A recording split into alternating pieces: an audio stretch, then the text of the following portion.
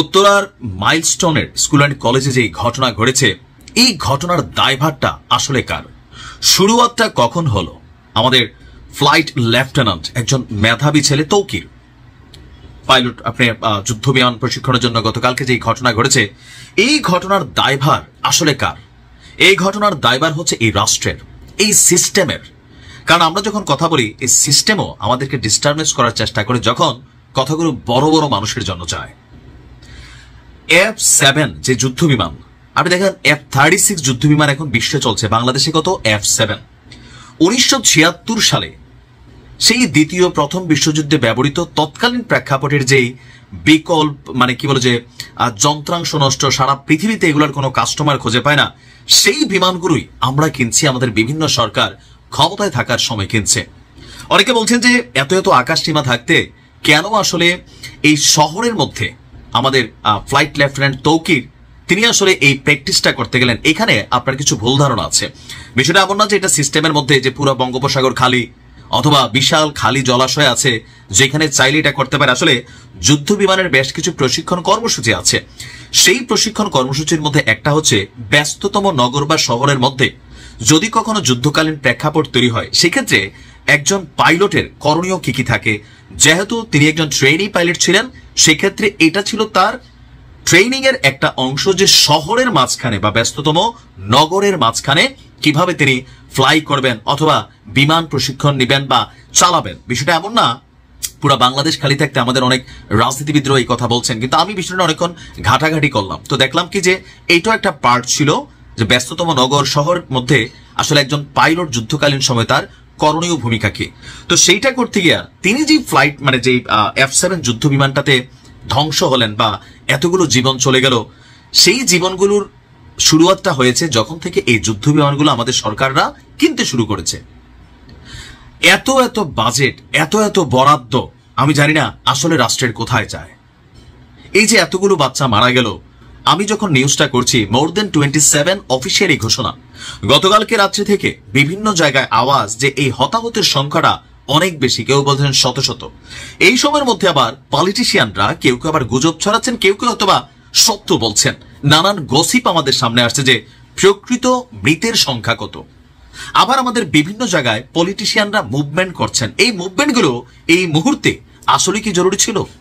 এখন যখন আমাদের রাজনৈতিক বড় বড় দলগুলোর নেতারা মুভমেন্ট করেন, তাদের সাথে স্বাভাবিকভাবে শত শত নেতাকর্মী অটোমেটিক যাচ্ছে। রাজনীতিবিদরা যথেষ্ট সাপোর্ট দিচ্ছেন, রক্ত পাঠাচ্ছেন, যাই করছেন, কিন্তু সেখানে যখন বড় বড় ক্যারেক্টাররা যাচ্ছেন, স্বাভাবিকভাবে সেখানে আরেকটা নেগেটিভ পরিবেশ পরিস্থিতি তৈরি হচ্ছে। এই F-7 যুদ্ধ বিমান বা আমাদের বিমান বাহিনীর যে বর্তমান অবস্থান, সবকিছুই কিন্তু সাংঘর্ষিক। পৃথিবী বলতেছে F-36 যুদ্ধ বিমান, যেটা আমেরিকার কাছে, রাশিয়ার কাছে, ইরানের কাছেও এর থেকে আপডেটেড বিমান, কিন্তু আমরা এরকম লক্কর ঝক্কর একটা যুদ্ধ বিমান দিয়ে প্রশিক্ষণ চালাচ্ছি। দেখেন, তৌকিরের জীবন নিয়ে আমার আফসোস নাই, কেন? তার লাইফটাই এমন। প্রফেশনালি তৌকির একজন পাইলট, একটা যুদ্ধ বিমান যিনি পরিচালনা করবেন, তিনি যে কোনো সময় মৃত্যুবরণ করবেন, কিন্তু যে বাচ্চাগুলো মারা গেল, এই বাচ্চাগুলোর মৃত্যুর দায়ভার আসলে কে নিবে? কথা হচ্ছিল সংস্কার।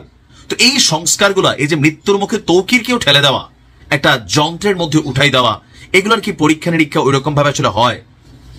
আমি জানি না যে আসলে কোথায় থেকে আমরা শুরু করবো এই সিস্টেমের বিরুদ্ধে সংস্কার অথবা লড়াই করা। নানান আন্দোলন, নানান কর্মসূচি, অনেক কিছু ঘটছে, কিন্তু আমার কাছে মনে হচ্ছে এই যুদ্ধ বিমান ভূপাতিত হওয়ার আসল রহস্য হলো এই সিস্টেম, এই লুটপাট, দুর্নীতি। আর এই সিস্টেমের বিরুদ্ধে আওয়াজ তুলতে গেলে আপনার আওয়াজকে টেকনিক্যালি বন্ধ করা হয়। আপনি মনে করতেছেন আমাদের সরকাররা এগুলা করে? না ভাই। এই যে দেখেন, ইরান ইসরায়েল নিয়ে আমরা যখন কথা বলি, ইসরায়েলের অন্যায়ের বিপরীতে যখন কথা বলি, ফেসবুক ইউটিউবে কথা বলার সিস্টেম বন্ধ করে দেওয়া হয়েছে না? আমার ভিডিও পাচ্ছেন না, আপনি কোথায় গিয়ে কার বিরুদ্ধে কথা বলবেন? তবে আমার মনে হয় আমাদের বিমান বাহিনীর এই F-7 যুদ্ধ বিমানে গত গেল কয়েক দশকে 8 জন মেধাবী পাইলট জীবন হারিয়েছে। আর এই দুর্ঘটনার ফলে বিভিন্ন জায়গায় শত শত মানুষ তাদের জীবন হারিয়েছে। আমরা ভুলে যাব ট্রেন্ডের মধ্যে 2 দিন আগেও এনসিপি গোপালগঞ্জে যাওয়ার পর যে মাইক ট্রেড চলছে, আর্মির ট্যাঙ্কে করে চলে আসছে, এগুলো নিয়ে বাংলাদেশ ব্যস্ত ছিল। এর মাঝখানে এই ঘটনা, কেউ বলছেন পরিকল্পিত, বাট আমার মনে হয় না যে এতটা ছোট লোক আমরা হয়ে গেছি যে এরকম কোন ঘটনা করে গোপালগঞ্জের ঘটনাকে ধামাচাপা দিব। আবার এই বিষয় নিয়ে ফেসবুকে যারা গুজব ছড়াচ্ছেন, আপনারা উদ্দেশ্য প্রণোদিতভাবে কাজ করছেন। এই জিনিসগুলোর সমাধান হওয়া উচিত।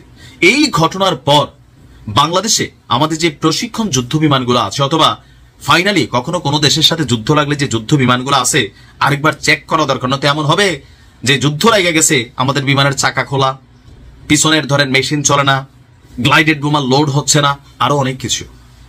আল্লাহর কাছে দোয়া করি ওই সকল মায়েদের জন্য, বাবাদের জন্য যাদের সন্তানরা জীবন দিয়েছেন, শাহাদাত বরণ করেছেন এই ঘটনার মাধ্যমে।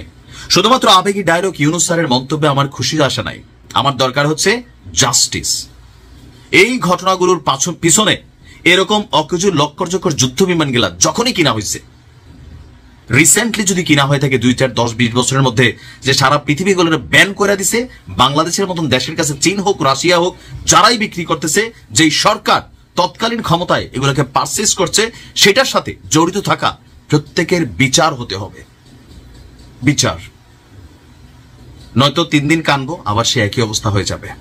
আল্লাহ সবাইকে হেফাজত করুক। আসসালামু আলাইকুম।